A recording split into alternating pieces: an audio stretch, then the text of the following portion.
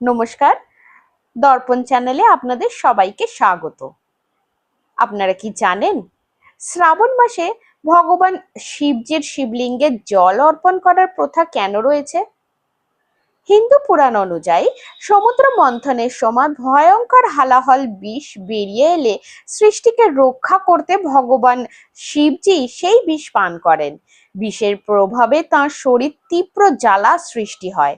তখন দেবতারা তাঁর শরীর শীতল করার জন্য অবিরাম জল অর্পণ করেন। সেই ঘটনাকে স্মরণ করেই আজও ভক্তরা শ্রাবণ মাসে শিবলিঙ্গে জল ঢালেন। আরো একটি বিশ্বাস হলো, বর্ষাকালে প্রকৃতি যেমন বৃষ্টির জলে সজীব হয়ে ওঠে, তেমনি এই সময় মহাদেবকে জল নিবেদন করলে তিনি ভক্তের ভক্তিতে সন্তুষ্ট হন এবং সুখ, শান্তি ও কল্যাণের আশীর্বাদ দেন। চলুন একসঙ্গে বলি হর হর মহাদেব।